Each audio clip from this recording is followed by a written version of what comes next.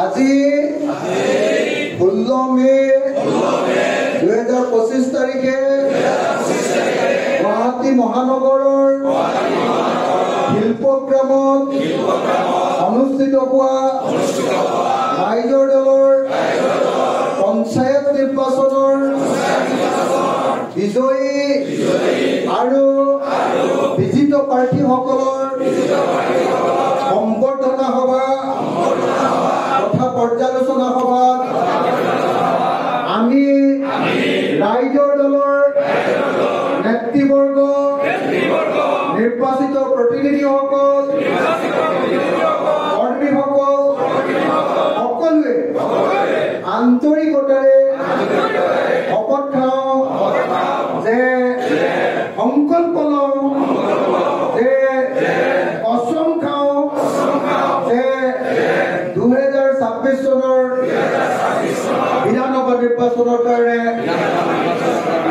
আজিৰ পৰাই আমি নিজকে সাজু কৰিম।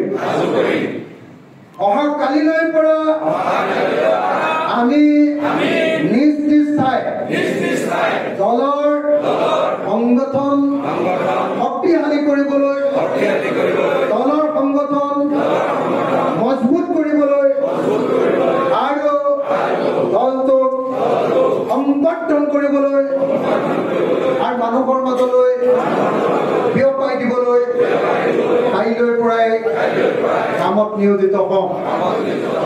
আমি প্ৰফেচনেল মানুহৰ দৰে আত্ম উৎসৰ্গিত মানুহৰ দৰে আমাৰ দলৰ কামসমূহ কৰি যাম।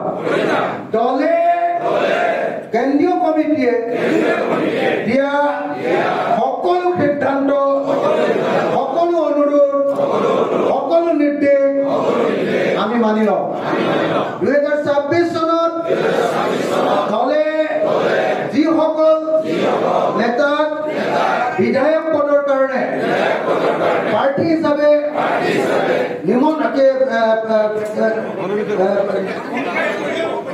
প্ৰাৰ্থী হিচাপে বাছনি কৰিব 2026 চনৰ বিধানসভা নিৰ্বাচনত ৰাইজৰ দলে যিবিলাক প্ৰাৰ্থী বিধায়ক পদৰ কাৰণে বাছনি কৰিব আমি সেইসকল প্ৰাৰ্থীৰ কাৰণে দেহ মন কায় মানুহ বাক্যে কাম কৰিবৰ কাৰণে শপত লৈছো।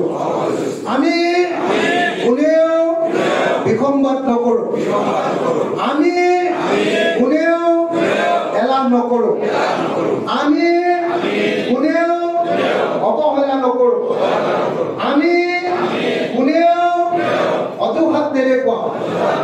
আমি দলক ভাল পাওঁ, দলৰ আদৰ্শক মানি চলো আৰু দলক প্ৰতিষ্ঠা কৰিবলৈ দেশ দিবলৈ সাজু আছো। ধন্যবাদ। জয় আই অসম। জয়